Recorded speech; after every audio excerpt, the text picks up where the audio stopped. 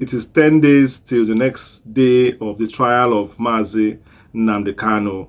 And we are here to say that as we wait in anticipation for the commencement of that trial, it is worthy to note of the successes recorded so far and of the events that are going to pave the way for the next few days. Because you know that the judge himself gave 6 days for this case to be rounded up. And specifically, he charged the prosecution that they should stop playing games. They should stop playing games. Their excessive I don't knows, and their consistency in bringing in new evidence to distract, prolong, or frustrate this case should be stopped, because the judge, Omotosho, is not having any gimmicks in his courtroom.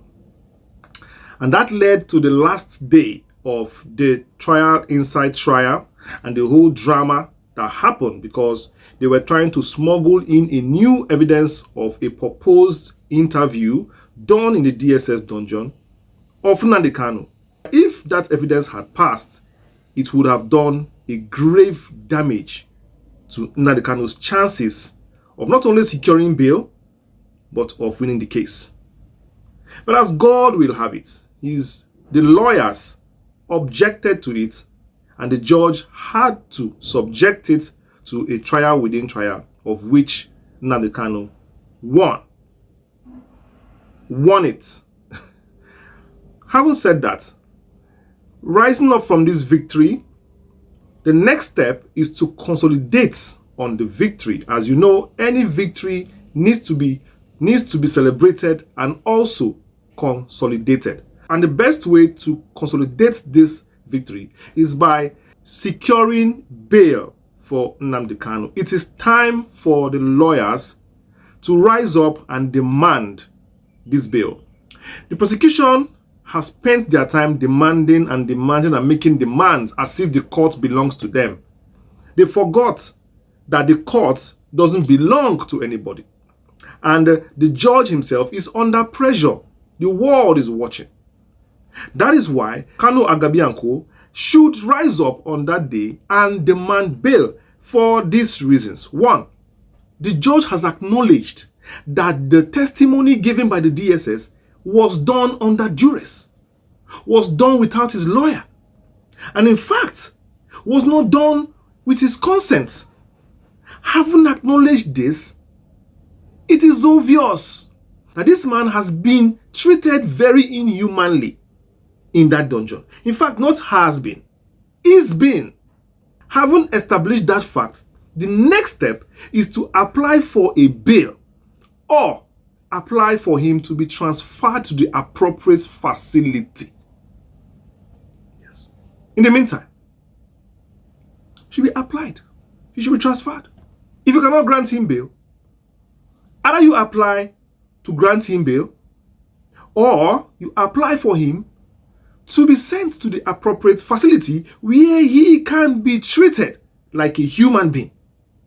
Having established the fact that he is not receiving proper treatment in the DSS dungeon, why should he still be kept there?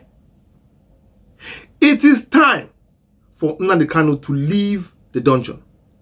It is time for Nnamdi Kanu to leave the cell. It is time for Nnamdi Kanu to be free.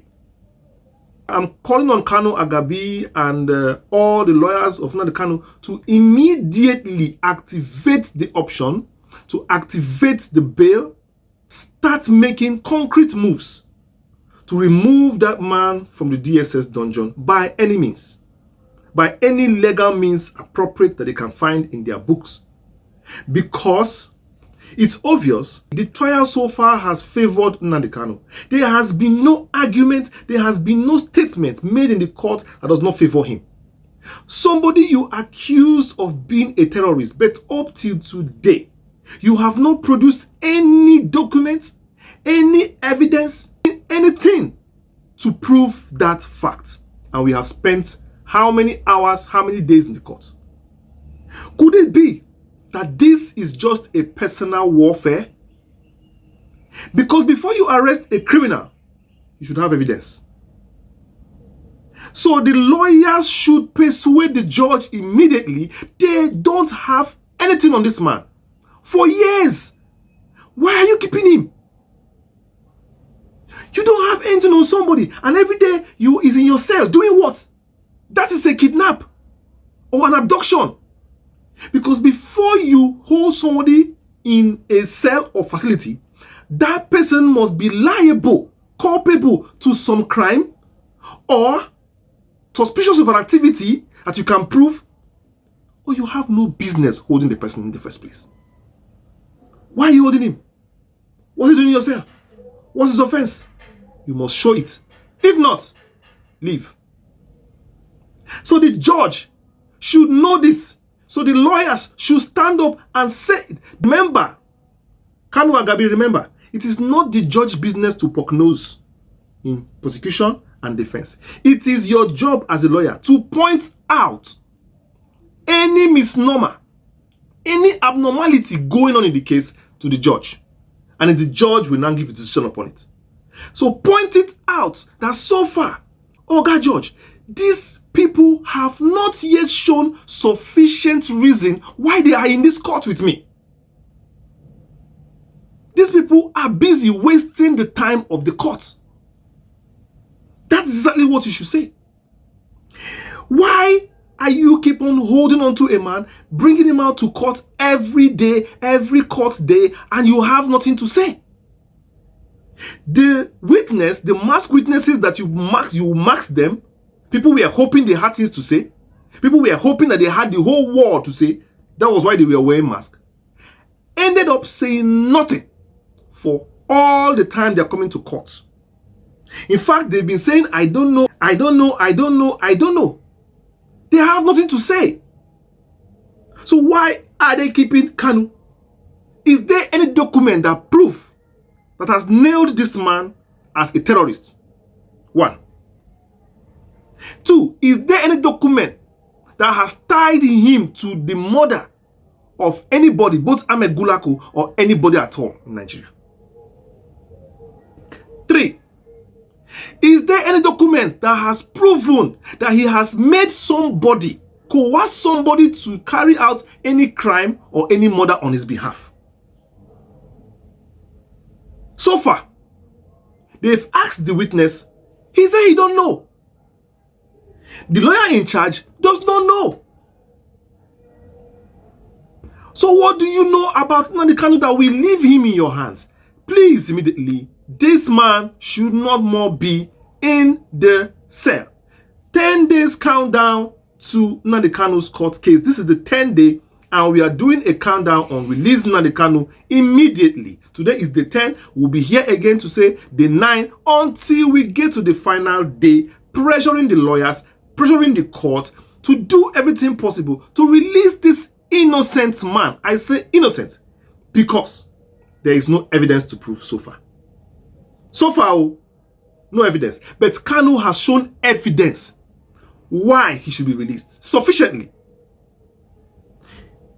Example. Why will you coerce a man to write a statement that the man actually himself did? In quotes. I did something wrong. Why are you forcing me to write what I did that is wrong? I know what I did that is wrong. I will just write it for you. By the time you start forcing me to write it, it means that I didn't do it.